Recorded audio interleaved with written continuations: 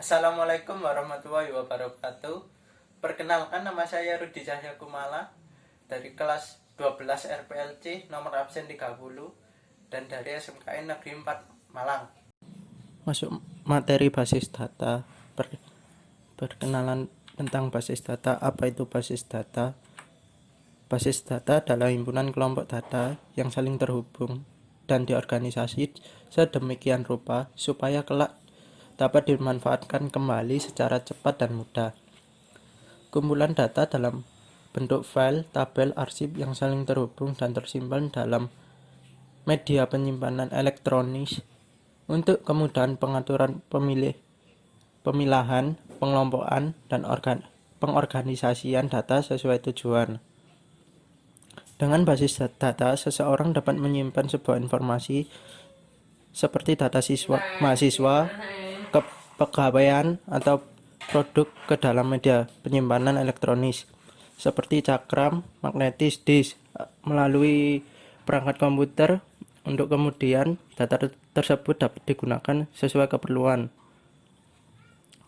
Database mempunyai 8 operasi dasar, diantaranya adalah create table, drop table, create database, drop database, insert, read, update, delete.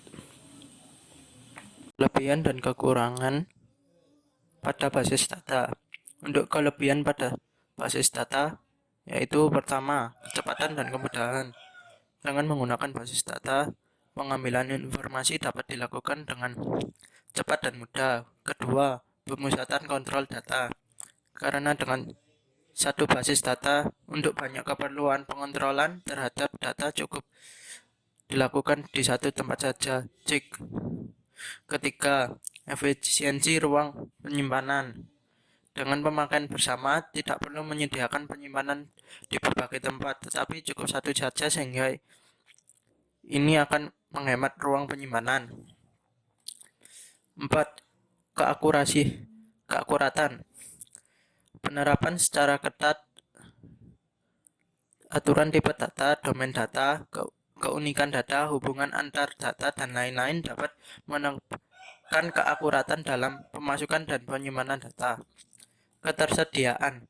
Dengan basis data, kita dapat membackup data, memilah-milah data yang mana masih diperlukan dan data mana yang perlu kita simpan ke tempat lain.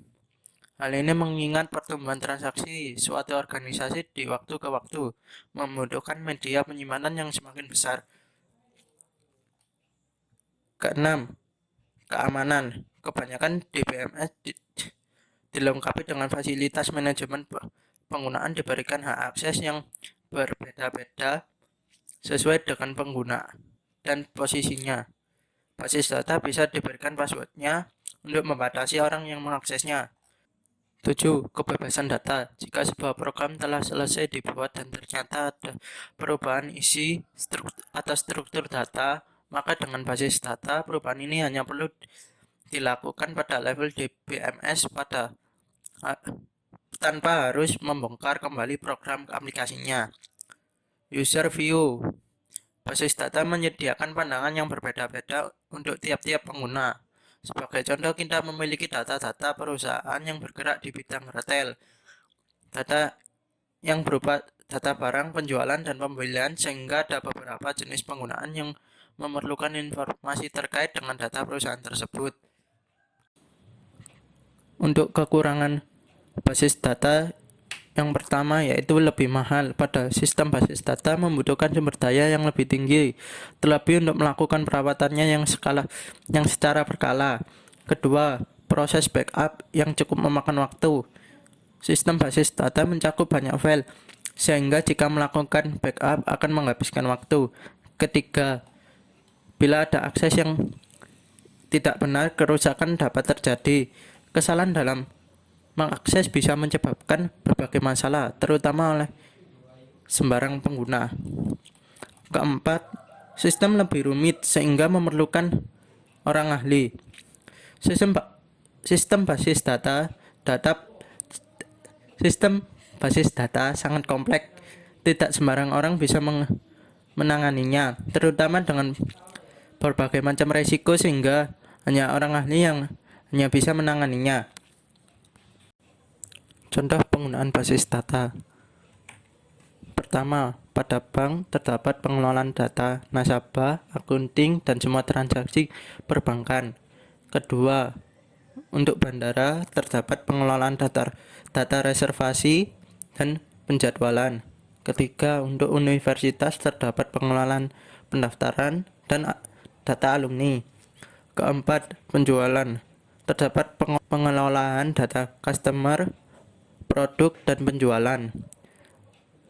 Keempat, pabrik. Terdapat pengelolaan data produksi, persediaan barang, pemesanan, dan agen. Kelima, untuk kepegawaian terdapat pengelolaan data karyawan, gaji, dan pajak. Untuk telekomunikasi terdapat pengelolaan data tagihan dan jumlah pulsa. Macam-macam jenis aplikasi basis data. Pertama, ada MySQL, kedua MariaDB, ketiga Microsoft SQL Server, keempat Oracle, kelima PostgreSQL, keenam SQLite, ketujuh dbeaver, ke-8 MongoDB, dan ke-9 Apache Cassandra.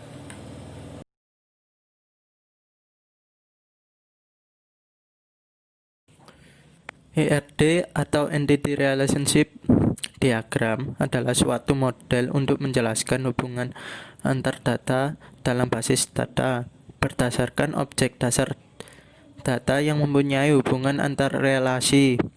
ERD untuk memodelkan struktur data dan hubungan antar data. Untuk menggambarkannya digunakan beberapa notasi dan simbol. Sebutkan simbol ERD dan penjelasannya. Untuk simbol berbentuk persegi panjang atau entitas, yaitu kumpulan dari objek yang dapat diindefinisikan secara unik.